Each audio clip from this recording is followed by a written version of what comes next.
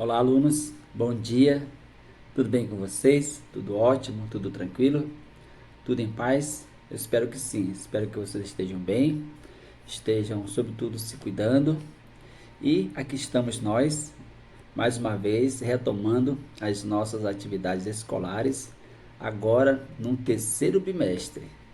Já se passou o primeiro, o segundo, né? Agora nós estamos iniciando o terceiro bimestre.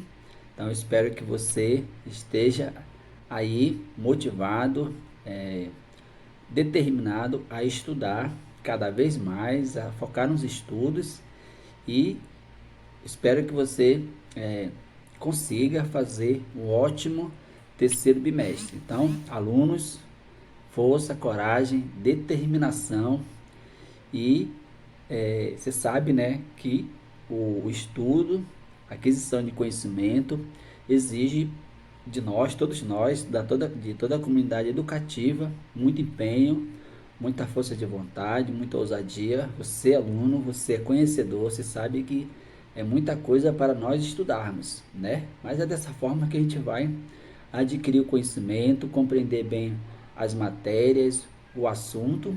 E hoje nós vamos estudar a iniciar um novo conteúdo, né? Novos conteúdos no terceiro bimestre.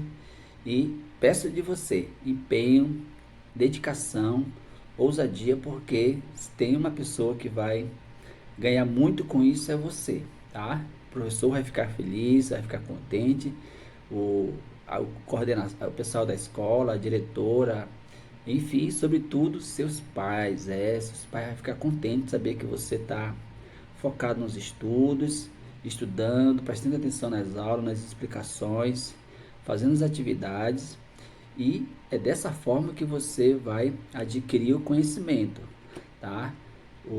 Você sabe que o conhecimento é a única coisa que a gente não perde nessa vida. Se você adquire conhecimento, você sabe o conteúdo, entendeu bem o conteúdo, a disciplina, é algo que você vai levar para a vida toda. Então, se tem uma coisa boa para a gente fazer nessa vida é estudar, adquirir o conhecimento, porque é um bem que nada e ninguém vai nos tirar. Para onde você for, você vai levar o conhecimento, a educação, vai saber viver melhor na sociedade, em casa, no trabalho, onde quer que você vá, o estudo, o conhecimento vai ajudar você a ser uma pessoa, um bom cidadão, uma boa pessoa, vai saber conversar, socializar, interagir com as pessoas de maneira saudável, de maneira educada. A educação também é para isso, para formar bons cidadãos, pessoas que interagem, que participam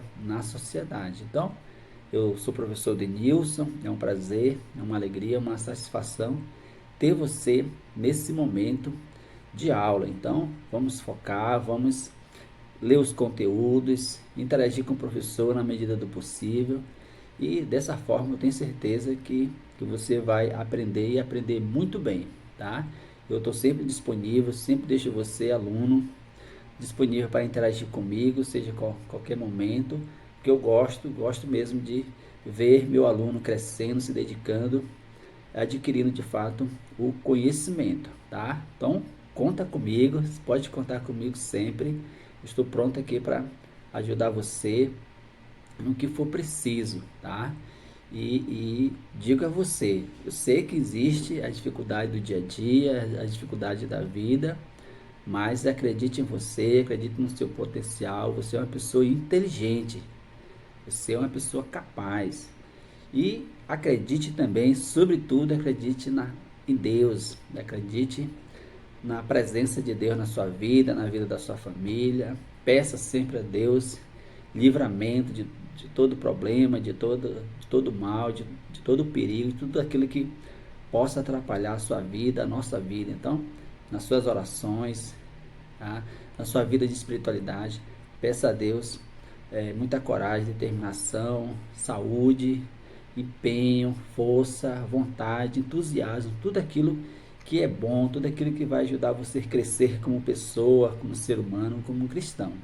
Então, a você, pai, também que está me assistindo, me ouvindo, Força para o senhor, para a senhora, determinação, coragem, não desista, tá? Não desista da vida, apesar das dificuldades, dos problemas que a gente passa no dia a dia, né? Deseja você fé em Deus, sobretudo fé em Deus, e depois coragem, determinação para enfrentar os problemas, a dificuldade que a vida nos apresenta no dia a dia. E conta comigo, conta com o meu apoio, conta com minhas orações, e é isso que eu desejo para todos nós. E você, aluno, vamos focar no conteúdo? Vamos iniciar uma nova jornada de estudos, de empenho, dedicação. Conta comigo porque eu conto com você e vamos começar a nossa aula de hoje, a nossa primeira aula, e assim a gente vai prosseguindo com os estudos, tá? Então vamos lá, acompanhe comigo aí com atenção. Assunto: lógica formal. Alunos, acompanhem esse conteúdo, página 4 a página 6, ok? Professor Denilson Batista, mais uma vez, aluno, aluna, seja bem-vindo, seja bem-vinda. E vamos aí iniciar nossos estudos filosóficos falando um pouco da lógica, né? De fato, o que consiste a lógica, um assunto muito importante para a filosofia e importante para nós entendermos bem a questão do conhecimento, tá? Você sabe que o conhecimento científico, racional, tem alguns critérios, e a lógica é fundamental para a gente entender bem em que consiste o conhecimento, os argumentos, se eles são de fato relevantes, se são verdadeiros ou falsos. A lógica vai nos possibilitar mais conhecimento, mais uma melhor compreensão sobre os conteúdos que a gente estuda, que a gente está sempre estudando e refletindo. E tá aí o ponto de partida, né? Estudar filosofia é fazer perguntas importantes, perguntas que nos levam a uma reflexão, a uma investigação sobre o conteúdo que estamos estudando.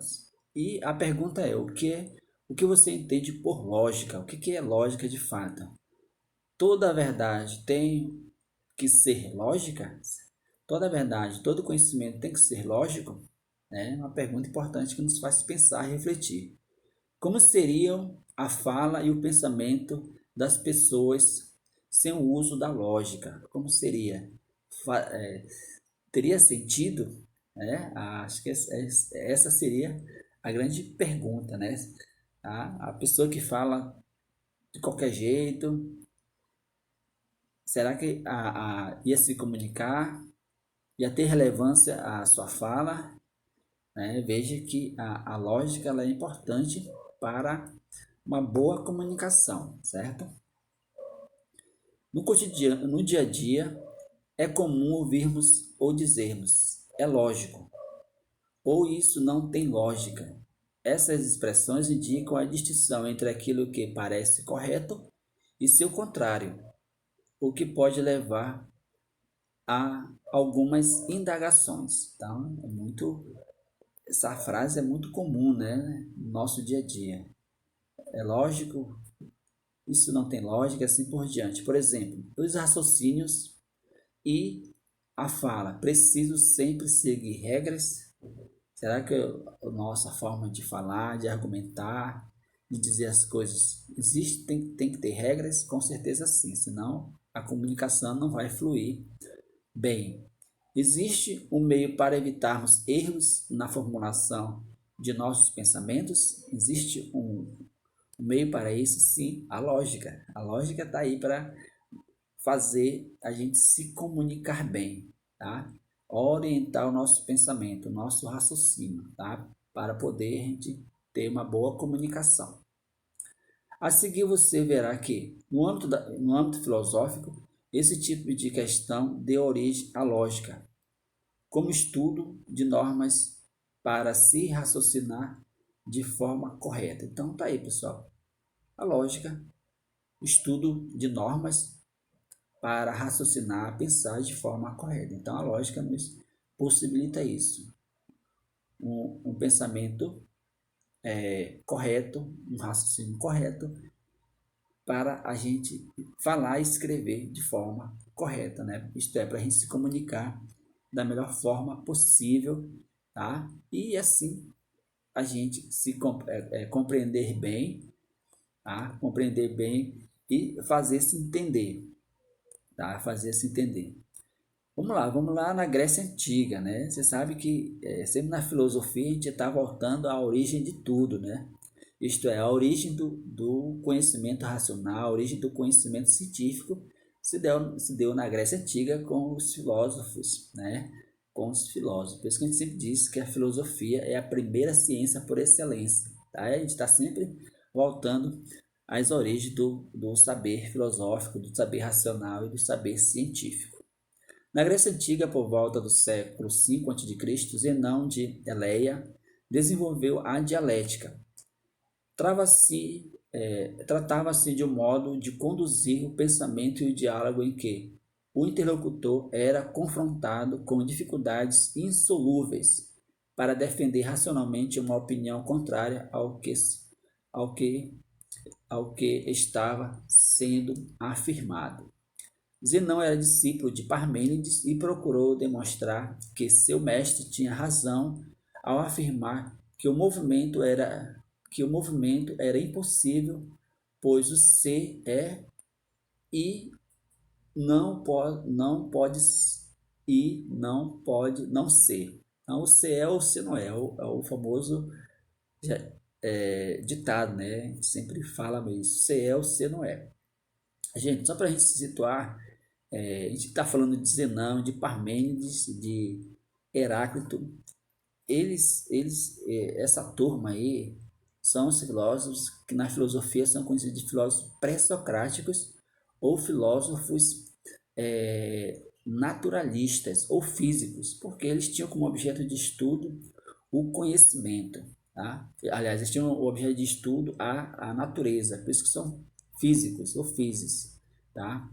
Pré-socráticos porque vieram antes de Sócrates, né? Só para deixar vocês bem informados dessa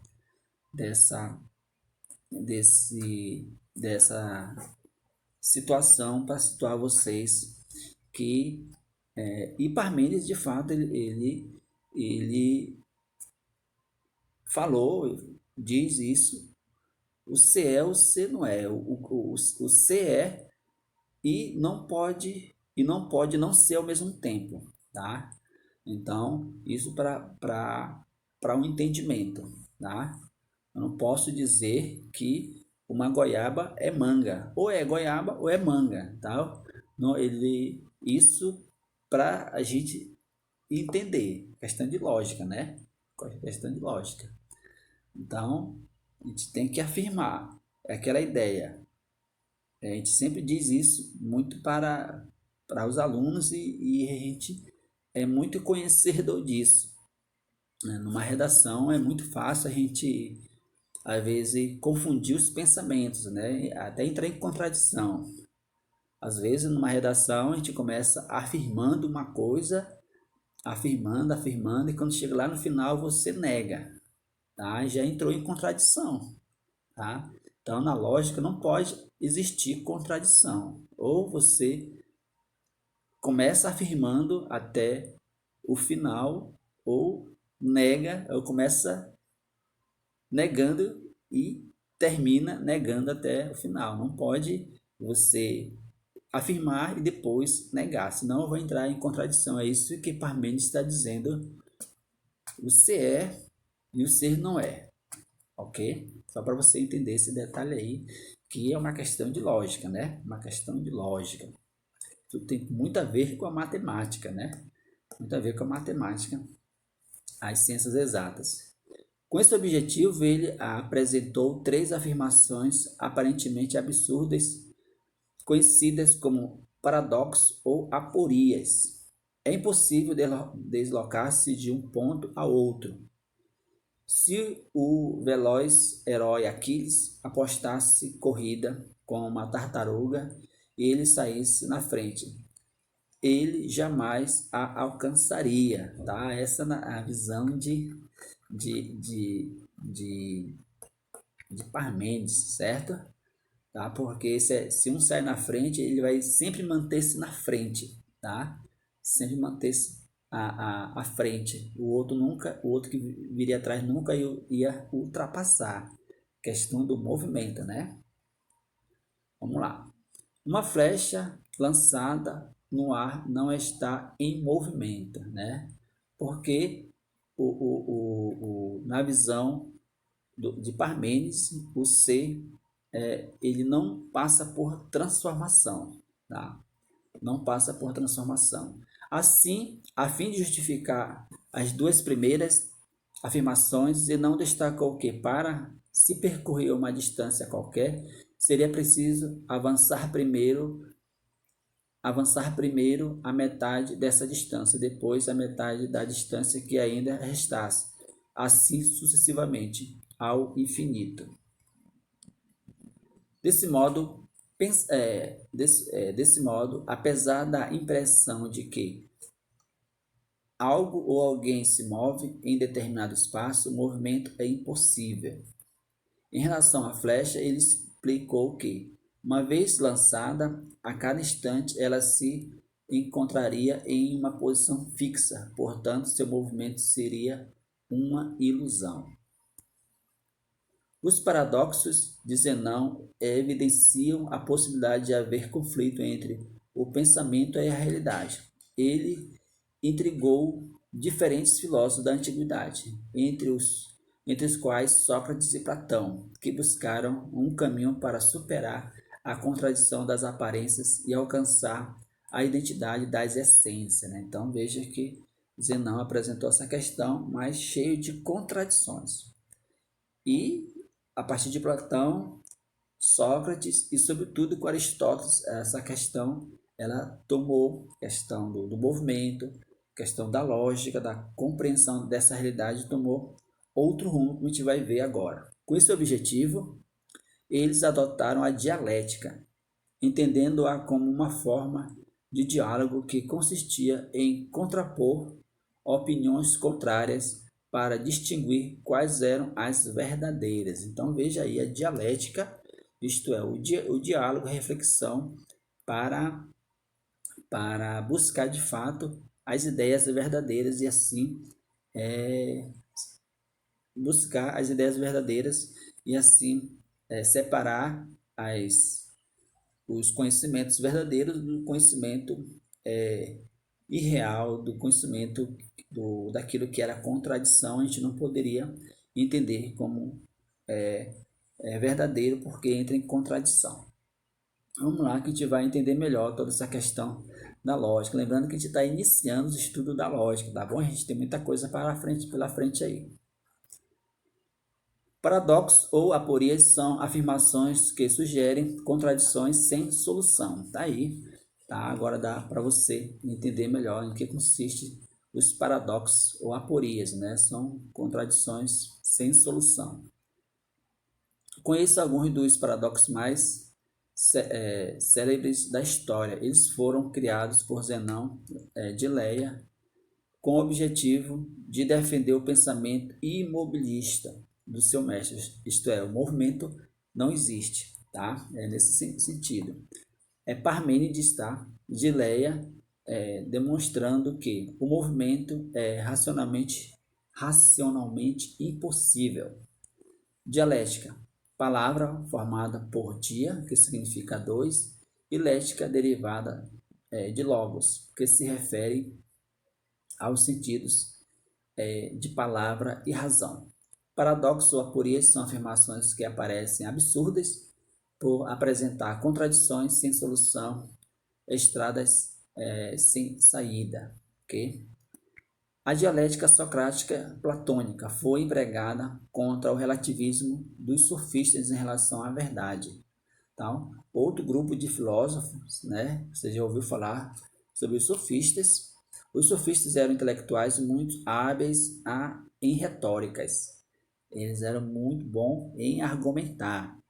A arte do discurso persuasivo, utilizada na ágora, que é a praça, né? Local onde os gregos se encontravam para discutir a vida, a política a política de uma cidade e, portanto, discutir a vida em sociedade.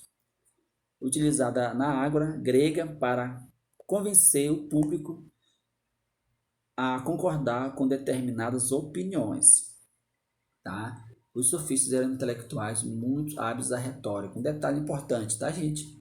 Acho que você já sabe, mas eu vou enfatizar novamente. Os sofistas, eles não estavam preocupados com a verdade, certo? Eles não estavam preocupados com a verdade, eles não tinham compromisso em falar de fato a verdade, como Sócrates. Sócrates era um amante da verdade.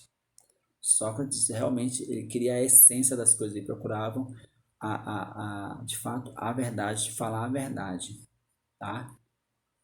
Os sofistas não. Os sofistas eles para eles o importante era convencer, tá? Convencer. Mesmo que para convencer precisasse mentir, precisasse, né, enganar, o importante era convencer. Por isso que eles eram professores dos filhos das pessoas ricas. Vou falar dessa forma que é para você entender bem, tá? Porque os filhos das pessoas ricas eram preparados para a vida pública, para dirigir a cidade, e para isso precisavam de um bom argumento, de convencer as pessoas, tá? Então, a Sócrates vai criticar bastante os sofistas por eles terem essa característica, né? Tá? De persuadir as pessoas, de negar, se preciso, faltar com a verdade, eles vão fazer isso porque eles querem convencer, tá? Muito bom na arte da retórica, da argumentação, tá? E para isso, se fosse, como eu já falei, fosse preciso mentir, faltar com a verdade, eles fariam isso, tá?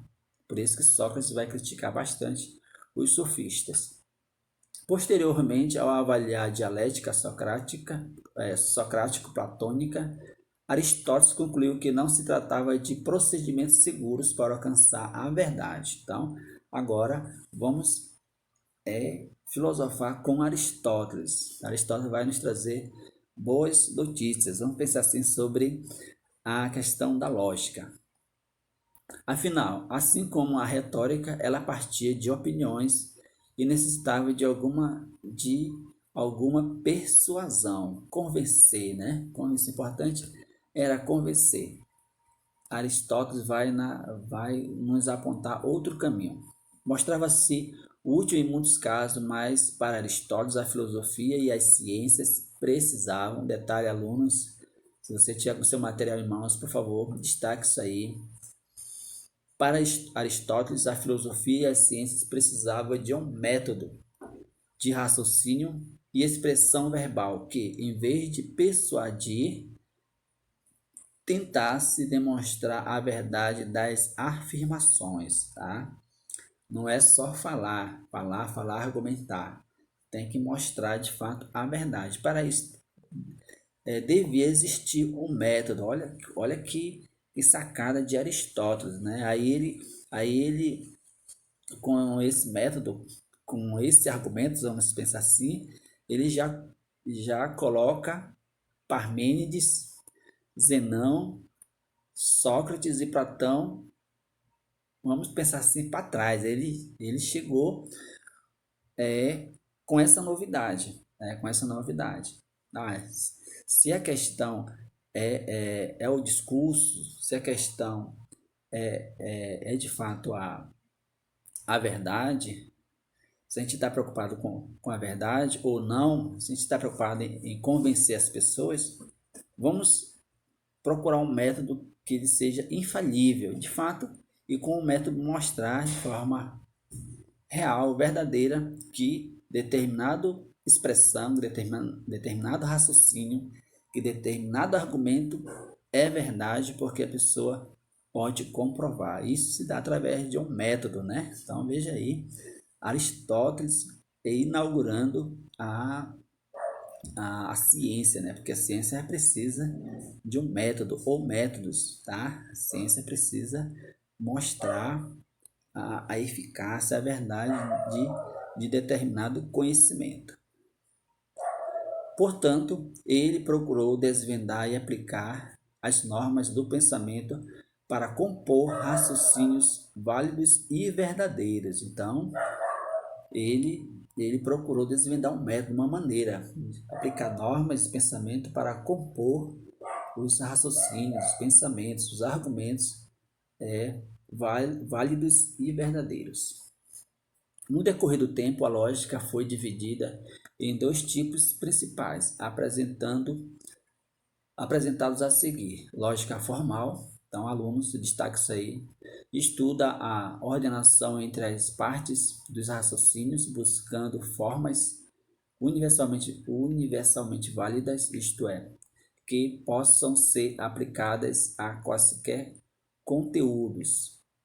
Na lógica matemática, isso possibilita o uso de fórmulas nas quais os termos linguísticos e suas relações são substituídos por símbolos. Então, veja aí a lógica formal presente em toda a ciência, né? Sobretudo nas ciências exatas. Lógica informal estuda a argumentação realizada em linguagem comum, considerando o conteúdo do raciocínio em vez de seus aspectos formais. Aponta as estratégias frequentemente utilizadas para induzir certas conclusões por meio da manipulação psicológica dos interlocutores. Lógica formal decorre dos estudos realizados por Aristóteles na antiguidade grega. Então, Aristóteles realmente já se preocupou com a lógica formal. Começou com ele, na verdade, né? Alunos, está aí a nossa primeira aula. Acho que deu para você compreender, é só o ponto de partida, a gente vai refletir mais sobre isso. Ok, alunos? Fico por aqui. Até a próxima aula, se Deus quiser. Eu já envio as atividades em PDF para vocês responderem, ok? Um abraço do professor Denilson. Tchau, tchau.